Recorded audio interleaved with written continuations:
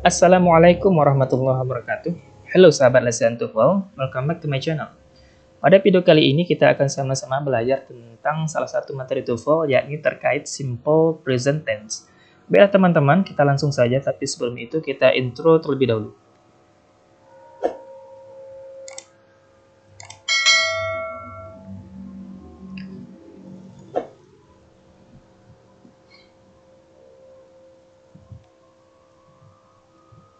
Nah, pada video sebelumnya kita mungkin sama-sama telah belajar terkait kegunaan atau fungsi dari table of tenses berikut.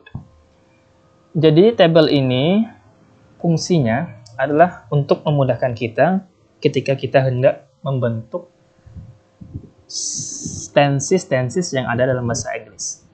Ada dua kata kunci utama, yakni terkait time, waktu, dan yang kedua continuance. Time ini ada tiga unsur. Pertama, present, kondisi saat ini. Lalu ada past, waktu lalu. Dan ada future, waktu yang akan datang. Nah, jika teman-teman ingin membicarakan hal-hal yang terkait kondisi saat ini, maka gunakanlah time yang present. Dan jika teman-teman ingin menggunakan atau membicarakan hal-hal yang terjadi pada masa lalu, maka gunakanlah time yang past. Dan jika teman-teman ingin membicarakan hal-hal yang terjadi di masa mendatang, maka gunakanlah time yang future. Kata kunci yang kedua adalah continuance. Ada 4 unsur. Continuance ini singkatnya adalah keberlangsungan suatu hal itu terjadi. Ada simple ini habitual. Jadi kelangsungannya itu sering terjadi, bahkan kebiasaan. Static, tetap, tidak berubah, dan present condition. Continuance yang kedua ada progressive atau continuous. Ini adalah hal-hal yang sedang terjadi. Yang ketiga perfect, telah selesai terjadi secara sempurna. Yang keempat perfect progressive, jadi sedang terjadi dan selesai terjadi secara sempurna. Nah, kegunaan uniknya, unik dari table ini adalah kita cukup mengkombinasikan setiap unsur yang ada pada tabel ini, time dengan 3 unsurnya dan continuance dengan keempat unsurnya, kita kombinasikan, maka akan membentuk sebuah tenses yang mungkin sangat familiar bagi kita. Contoh, pada video kali ini kita akan membahas sebuah tense yang merupakan gabungan dari time present dan continuance simple. Maka lahirlah sebuah tense yang bernama simple present tense. Contoh kalimatnya, a mango tastes sweet. Sekarang kita mulai dari definition, pengertian dari simple present. Simple present adalah tense yang berfungsi untuk menyatakan general thoughts, habits, instruction, dan express feelings. Baik, jadi fungsi utama dari simple present, kegunaan simple present itu meliputi 4 hal penting. General thoughts, habits, instruction, dan express feeling. Kita bahas satu persatu. Yang pertama, general thought. General thoughts maksudnya adalah kebenaran umum atau kebenaran mutlak. Artinya, hal-hal yang kebenarannya sudah pasti dan sudah diketahui secara umum. Semua orang mengetahui hal tersebut. For examples, yang pertama, the earth revolves around the sun.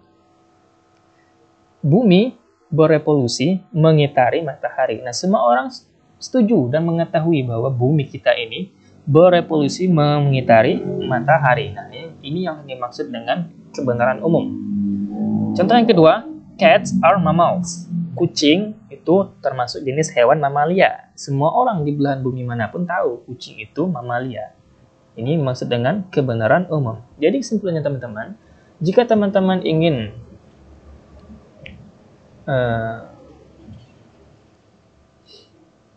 berbicara atau menuliskan hal-hal terkait dengan kebenaran umum, maka gunakanlah tense yang bernama simple present tense. Fungsi yang kedua, habits. Habits secara ringkas disebut dengan kebiasaan. Berarti sesuatu yang dilakukan secara terus-menerus, secara konsisten. For examples, yang pertama, my father goes to work every day. Perhatikan, ayah saya pergi bekerja setiap hari. Ini kan habits ya, dilakukan secara setiap hari. Yang kedua, we go to school by bus every morning. Kami Di sini siswa maksudnya pergi ke sekolah menggunakan bus setiap pagi. Ini habits ya, setiap pergi sekolah, setiap pagi mereka naik bus. Nah, jadi teman-teman, jika teman-teman ingin membicarakan hal-hal yang terkait dengan habits, baik itu berupa tulisan atau speaking dalam bahasa Inggris, maka gunakanlah tense yang berbentuk simple present tense. Yang ketiga, instruction.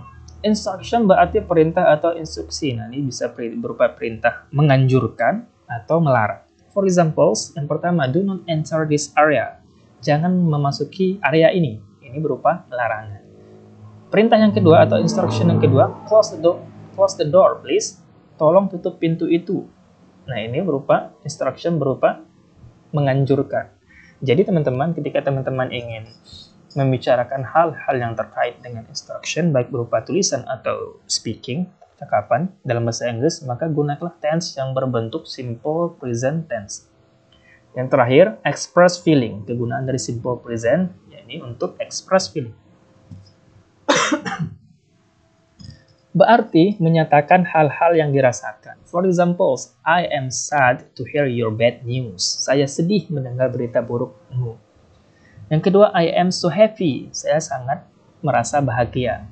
Nah, kesimpulan teman-teman, jika teman-teman ingin mengutarakan hal-hal yang berkaitan dengan express feeling, baik berupa tulisan maupun speaking dalam bahasa Inggris, maka gunakanlah tense yang berbentuk simple present tense. Selanjutnya, yang perlu diingat, syarat wajib sebuah kalimat dalam bahasa Inggris adalah memiliki subjek dan verb. Ini dua unsur utama. Jika sebuah tulisan ada subjek dan verbnya, maka ini disebut kalimat dalam bahasa Inggris. Ini syarat minimal. Verb itu sendiri, nah ini yang harus diperhatikan. Ada 3 macam. Yang pertama action verb, yang kedua linking verb, dan yang ketiga itu auxiliary verb atau sering disebut dengan modal. Ingat, verb itu ada 3 ya. Ini penting saya tekankan. Kenapa? Nah, di sini. Jangan pernah menerjemahkan verb ini dengan sebutan atau dengan arti kata kerja saja. Ini sebuah kesalahan besar. Dan ini sering terjadi ketika kita itu mula-mula sebagai pemula dalam belajar bahasa Inggris. Kita sering menerjemahkan verb itu dengan sebutan kata kerja. Ini sebuah kekeliruan. Kenapa? Nanti karena kita akan sulit dalam mengidentifikasi sebuah kalimat mana subjek dan verbnya jika kita hanya menyebutkan verb dengan kata kerja. Karena pada umumnya kata kerja akan diartikan sebagai sesuatu yang dapat dilakukan. Jelas, kata kerja itu berarti sesuatu yang dapat dilakukan. Dalam bahasa Inggris ini disebut dengan action verb. Padahal action verb itu hanya salah satu unsur verb. Nah, perhatikan, ketika kita menyebutkan verb ini dengan kata kerja, ternyata kata kerja itu adalah action verb. Bukan verb induk ini, tapi bagian dari verb. Saya ulangi, ternyata kata kerja yang kita artikan sebagai verb itu, yang salah ya, ternyata dalam bahasa Inggris itu disebut dengan action verb. Dan action verb itu merupakan salah satu bagian dari verb, karena verb ada 3 tadi ya. Ini menunjukkan bahwa tata bahasa Indonesia dalam beberapa hal berbeda dengan tata bahasa Inggris. Jelas ini. Mungkin kita dalam bahasa Indonesia menyebutkan predikat yang dapat dilakukan itu dengan sebutan kata kerja.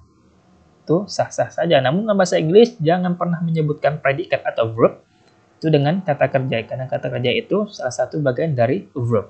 Disebut dengan action verb. Contoh berikut dapat lebih memperjelas betapa pengertian kata kerja dan verb tidak bisa disamakan. Contoh, ini kalimat bahasa Inggris ya, karena ada subjek dan verbnya. This ice cream tastes good. Perhatikan, subjeknya itu this ice cream, verbnya itu tastes, dan good ini sebagai komplement. Ini disebut dengan kalimat. Karena apa? Karena ada subjek dan verb. Nah, hal ini akan mempersulit kita ketika kita mengartikan verb dengan kata kerja. Karena kata kerja kan sesuatu yang dapat dilakukan. Melakukan sesuatu. Nah, ice cream di sini kan benda mati. Logikanya tidak mungkin bisa melakukan sesuatu. Nah, mungkin kita akan membuat kesimpulan yang keliru. Oh, ternyata testis ini bukan kata kerja. Jadi kalimat ini tidak ada verbnya. Nah, itu salah. Kalimat ini ada verbnya yaitu test, dan dia bukan tergolong action verb, namun ini bagian kedua ini disebut dengan linking verb. Di sini kata ice cream tidak melakukan apa-apa karena test bukan kata kerja dan juga subjeknya benda mati, tidak mungkin bisa melakukan action verb. Kalimat yang kedua, she is tall. Ini juga kalimat lengkap, ada subjek, ada verbnya, dan ada komplement. Subjeknya ini she, verbnya itu is, dan tall ini komplement. Perhatikan, subjeknya itu she, dan verbnya ini is. Dan kalau kita artikan di kamus itu ada atau adalah. Bukan melakukan sesuatu, bukan action verb. Mungkin kita akan membuat kesimpulan salah. Oh, ini kalimatnya tidak ada verb karena di sini is, bukan kata kerja. Namun itu kesimpulan yang salah. Ini disebut dengan verb, tetapi bagian kedua itu linking verb, bukan action verb. Jadi kesimpulannya, jika lihat dari sudut pandang tata bahasa Inggris, jelas bahwa kata test dan is adalah verb. Lebih tepatnya, linking verb. Kita lanjut. Sekarang kita masuk ke pola rumus simple present tense. Dalam simple present tense ini ada dua bentuk kalimat. Yang pertama kalimat nominal, ini.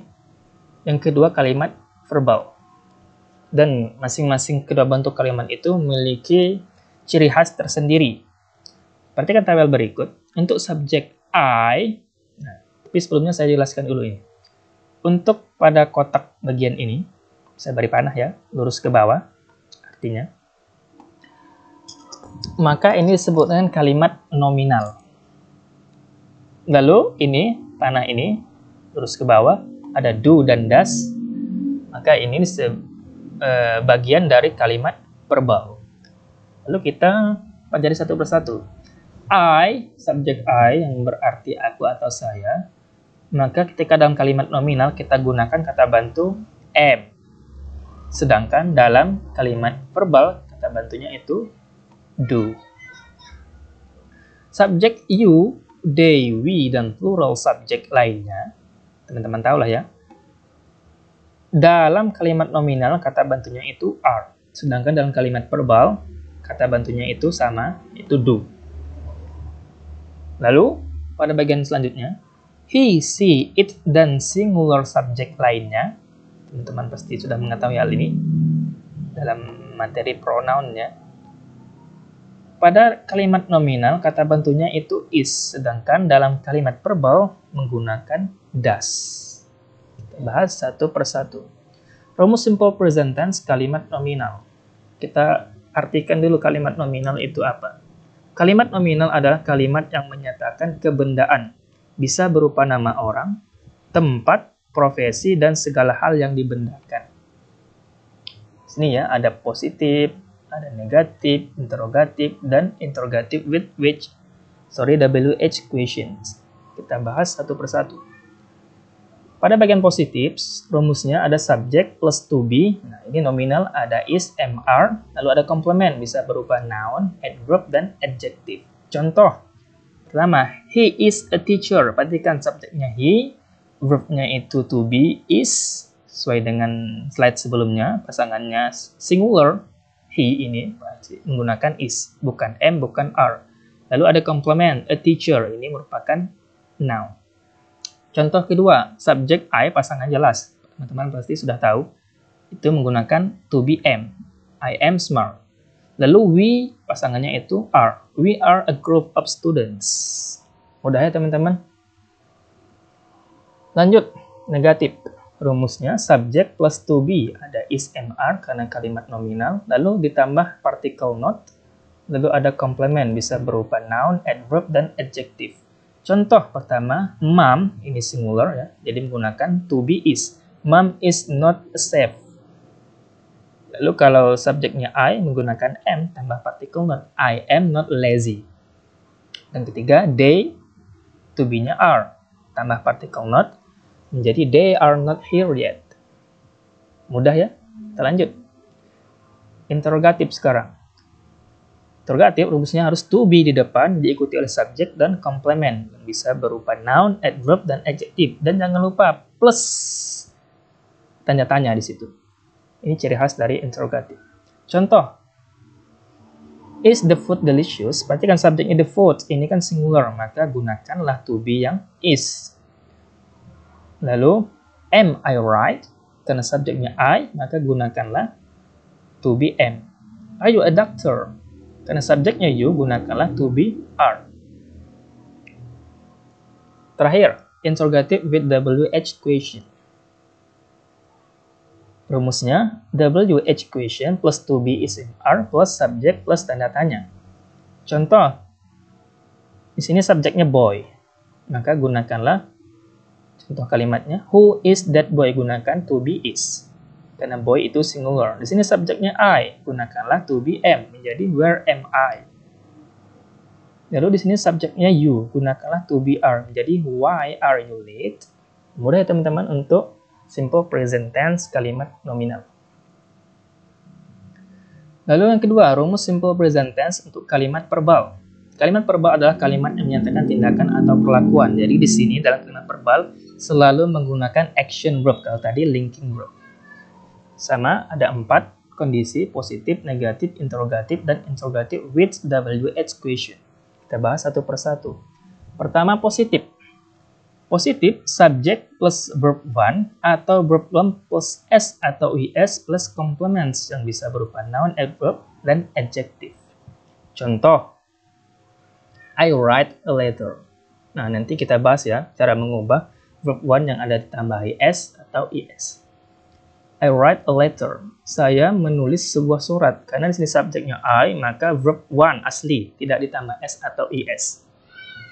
Lalu contoh kedua, he goes to school. Nah, di sini karena subjeknya he, nanti kita bahas, maka gunakanlah verb 1 plus is. Lalu diikuti oleh complement berupa adverb of place. Kedua, negatif.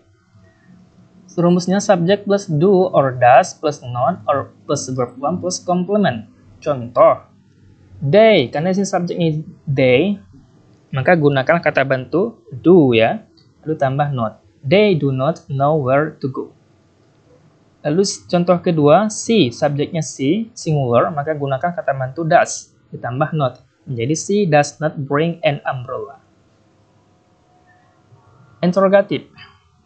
Rumusnya do atau does di depan, diikuti subject, diikuti verb 1, lalu diikuti complement plus tanda tanya. Contoh, does he bring the book? Karena di sini subjeknya he, singular, gunakanlah does. Lalu contoh kedua, do you like it? Karena di sini subjeknya you, gunakanlah kata bantu do. Mudah ya. Kita lanjut. Interrogative with WH questions. Rumusnya WH question plus do or does plus subject plus verb 1 plus complement plus tanda tanya. Contoh, karena subjeknya singular he di sini, gunakanlah kata bantu does, diawali dengan when does he go to school? Contoh kedua, subjeknya you, gunakan kata bantu do. Why do you love badminton so much? Mudah. Kita lanjut. Bentuk-bentuk verb pada simple present tense. Nah, ini dia ya. Di sini kata kuncinya, ingatkan di awal tadi. Untuk I, you, they, we, plural subject, gunakanlah kata bantu do. Sedangkan she, he, it, singular subject, gunakan kata bantu does.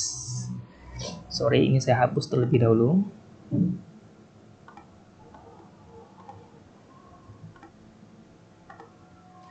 Akhiran verb yang diakhiri dengan s dan h seperti washed ini, maka ditambah dengan es menjadi washes.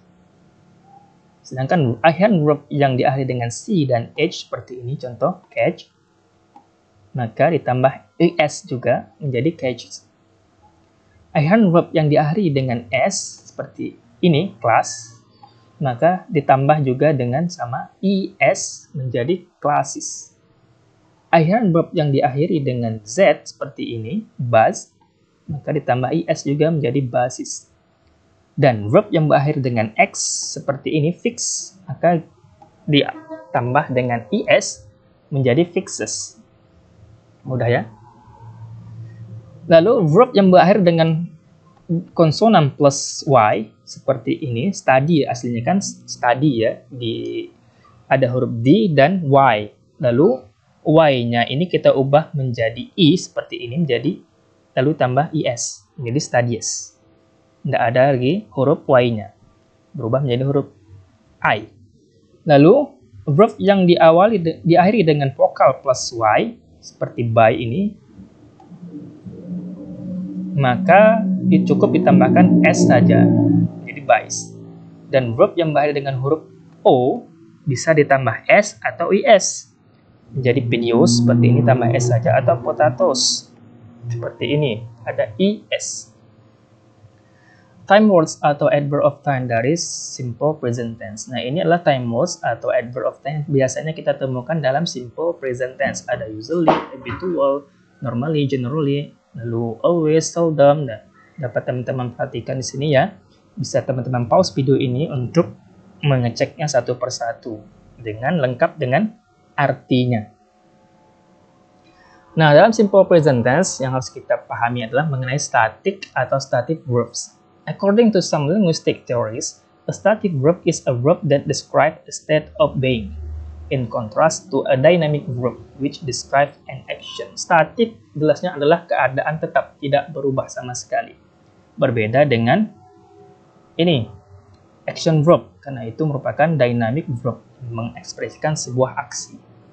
The difference can be categorized by saying that static verb describes situations that are static. Nah, ini static verb menjelaskan tentang situasi yang tetap statik, tidak berubah sepanjang waktu. Contoh static atau static verb ini dapat teman-teman perhatikan di sini ada appear, believe, belong, sampai terakhir ini ada taste, lengkap dengan definisinya. Verbs di atas disebut static atau statis karena verb tersebut berlaku secara terus-menerus pada suatu tenggang waktu tertentu. Apa yang digambarkan oleh verb tersebut tidak atau jarang berubah dalam waktu sesaat. Misalnya, the tower appears in the middle of the town. Kata appear, menjulang, ini merupakan keadaan statis kemarin, sekarang, dan besok juga akan tetap menjulang. Nah, ini static verb sering digunakan dalam simple present tense. Contoh lain, she believes in God. Belief, percaya terhadap Tuhan, merupakan suatu hal yang terjadi secara terus-menerus. Memang bisa dikatakan, kemarin dia percaya ada Tuhan, sekarang tidak lagi. Tetapi ini adalah suatu tidak lazim. Lain halnya dengan verb see, melihat, yang biasanya terjadi hanya sesaat. Misalnya, I saw Asina yesterday. Saw ini bentuk verb to dari see. Ya. Nanti pada video tentang simple past tense kita bahas. Kata see, melihat, mungkin hanya beberapa detik dan setelah itu tidak lagi. Jadi, yang perlu teman-teman ingat mengenai static atau static verb ini sering digunakan hanya dalam simple present tense. Okay, thank you for your attention. Thank you for your watching. See you to the next video. Bye-bye.